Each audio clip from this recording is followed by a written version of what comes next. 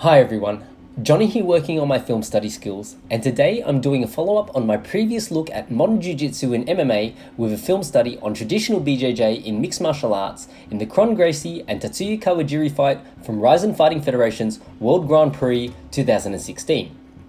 In doing this study, I mainly wanted to focus on a few technical elements that showcased Kron's BJJ in an MMA context. In this first sequence, Kron looks to close the distance by controlling Kawajiri's rear hand and entering the clinch. Once there, Kron positions his head on the lead side of Kawajiri's face, removing the threat of strikes from the lead hand and allowing him to focus on controlling the inside position with his left arm.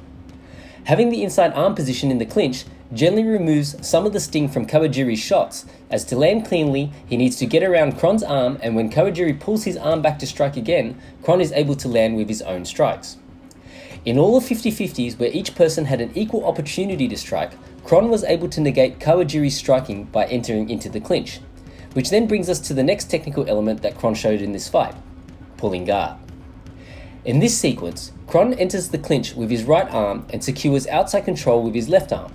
As Kawajiri tries to retreat from the clinch, Kron is able to break Kawajiri's posture with his head control and successfully complete the guard pull. Here is another example where Kron enters while driving forward. In this second example, he first secures an underhook followed by an overhook. Kron also makes a technical modification as he does not have the head control to break Kawajiri's posture, instead switching his underhooking arm to chase the sweep on the leg. Although Kawajiri evades Kron's arm, by bringing his legs closer together, he no longer has the base to prevent Kron's weight from pulling him down into his guard. The last technical element I wanted to focus on from this fight is the concept of damage mitigation. There are so many other elements that I haven't covered, and a lot of things that Kawajiri did well as well. So if you haven't already watched this fight, please check it out, and if you have, go and rewatch it to look out for the technical details I've discussed in this film study. Kron's ability to sense when Kawajiri is loading up his shots is almost telepathic, and he utilizes a mixture of hand trapping, blocking, and clinching to prevent Kawajiri's strikes from doing much damage. One thing I noticed is that Kron will often open up his closed guard when Kawajiri loads his shots, providing Kron with great ability to crunch in, but also giving him an added advantage of a potential angle change. Here is one last sequence showcasing Kron taking advantage of a failed strike.